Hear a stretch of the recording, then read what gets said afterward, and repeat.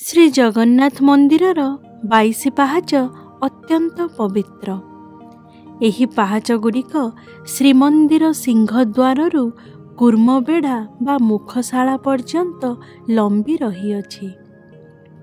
चलंतु आज जानिबा एही पाहाच निर्माण पछरे थिबा पौराणिक कहानीटी। लोककथा अनुसार गंगवंशर राजा द्वितीय भानुदेव कौनसी संतानर अधिकारी नथिले।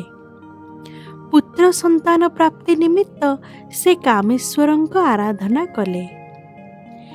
राजांक पूजारे संतुष्ट होई कामेश्वर तांको पुत्र संतानटिए देले।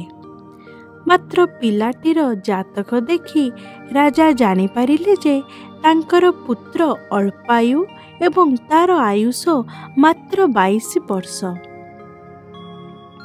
एथिरे राजा दुखरे भांगी पड़िले एवं पुनः कामेश्वरंकर आराधना कले।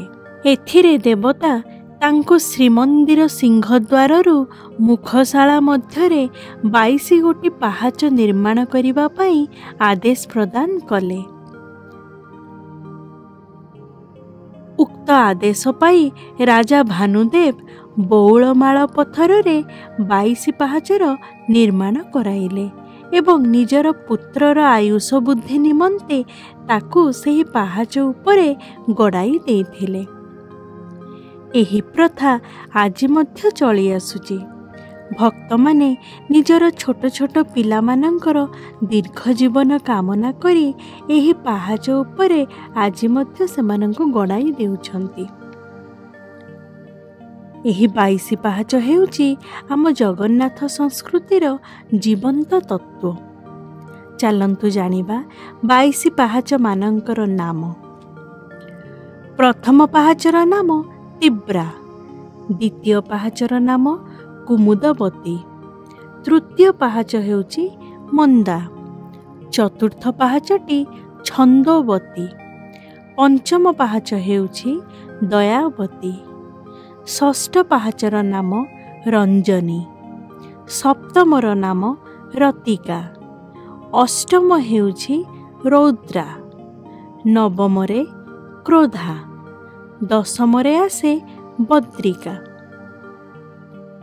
11 नंबर पाहाचटी हेउची प्रसारिणी, 12 नंबर पाहाचर नाम व्रती, 13 नंबर पाहाच हेउची मार्जनी, 14 नंबर रे आसे पाहाच क्षिति, 15 नंबर पाहाचर नाम रक्ता, 16 नंबर पाहाचटीर नाम सांदीपनी, 17 नंबर पाहाचर नाम अजपनी, 18 नंबर रे आसे पाहाच मदंती, 19 नंबर रे पाहाचटीर नाम हेउची रोहिणी, 20 नंबर रे आसे पाहाच रम्या, 21 नंबर रो पाहाचटीर नाम अटे उग्रा, 22 नंबर पाहाचटीर नाम हेउची क्षोभिनी।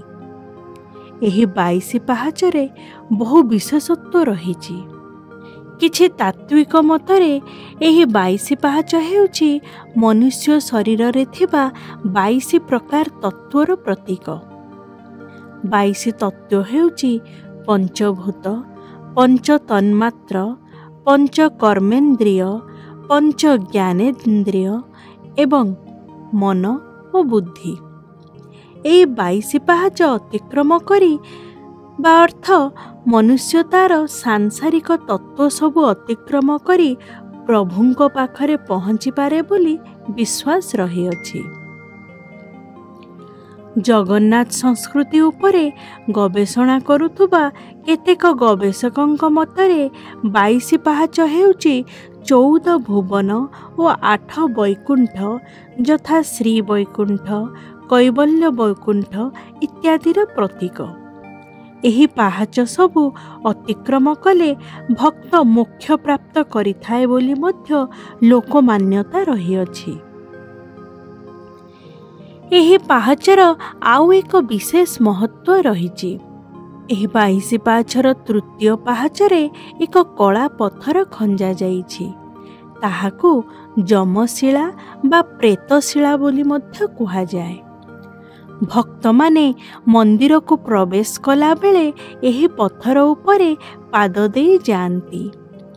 ଲୋକମାନ୍ୟତା ଅନୁସାରେ ଏହି ପଥରରେ ପାଦ ଦେଇ ମନ୍ଦିରକୁ ଗଲେ ମନୁଷ୍ୟ ଜୀବନର ସବୁ ପାପ କ୍ଷୟ ହୋଇଥାଏ ଏବଂ ତାଙ୍କୁ ମୃତ୍ୟୁ ପରେ ଯମଙ୍କ ଦଣ୍ଡରୁ ମୁକ୍ତି ମିଳିଥାଏ। ମାତ୍ର ମହାପ୍ରଭୁଙ୍କ ଦର୍ଶନ କରି ଫେରିବା ବେଳେ ସେହି ଶିଳାକୁ ସ୍ପର୍ଶ କରାଯାଏ ନାହିଁ। ଏହା ଫଳରେ ପ୍ରଭୁ ଦର୍ଶନରୁ ଅର୍ଜିତ ପୁଣ୍ୟ ଫଳ କ୍ଷୟ ହୋଇଯାଏ ବୋଲି ଲୋକକଥା ରହିଅଛି। 22 ପାହାଚ ଉପରେ ପିତୃପୁରୁଷଙ୍କର ବାର୍ଷିକ ଶ୍ରାଦ୍ଧ ବା ପିଣ୍ଡଦାନ ମଧ୍ୟ କରାଯାଇଥାଏ। ଏହାଦ୍ୱାରା ପିତୃପୁରୁଷ ମୁକ୍ତି ପାଇଥାନ୍ତି ଏବଂ ସେମାନଙ୍କ ଆତ୍ମାକୁ ଶାନ୍ତି ମିଳିଥାଏ ବୋଲି ମଧ୍ୟ ଲୋକକଥା ଅଛି। 22 ପାହାଚ ନିକଟରେ ଦୀପାବଳି ଅମାବାସ୍ୟା ଦିନ ଭକ୍ତମାନେ ଏହି ପାହାଚ ଉପରେ ବଡ଼ ବଡ଼ିଆ ଡାକ ଦେଇ କାଉଁରିଆ କାଠି ଜଳାଇଥାନ୍ତି। ଓଡ଼ିଶାର ଲୋକମାନ୍ୟତା ଅନୁସାରେ ଏହା ପିତୃପୁରୁଷଙ୍କ ଆତ୍ମାକୁ ସ୍ୱର୍ଗକୁ ରାସ୍ତା ଦେଖାଇଥାଏ ବୋଲି ବିଶ୍ୱାସ କରାଯାଏ। ମହାପ୍ରଭୁଙ୍କ ରଥଯାତ୍ରା ସମୟରେ ପହଣ୍ଡି ବିଜେ ବେଳେ ଯେତେବେଳେ 3 ଠାକୁର 22 ପାହାଚ ଅତିକ୍ରମ କରି ରଥରେ ବିଜେ ହୁଅନ୍ତି, ସେତେବେଳେ ସମସ୍ତ ଦେବତା, ଋଷି, ମୁନି ଓ ଚିତ୍ରଗୁପ୍ତ ଆଦି ଏହି ପାହାଚ ଉପରେ ରହି 3 ଠାକୁରଙ୍କ ଦର୍ଶନ କରିଥାନ୍ତି ବୋଲି ମଧ୍ୟ ଲୋକବିଶ୍ୱାସ ରହିଛି। ତେଣୁ ଏ 22 ପାହାଚ କେବଳ ପାହାଚ ନୁହେଁ, ବରଂ ଆମ ଜଗନ୍ନାଥ ସଂସ୍କୃତିର ଏକ ମହାନ ଓ ମହତ୍ତ୍ୱପୂର୍ଣ୍ଣ ସ୍ତମ୍ଭ।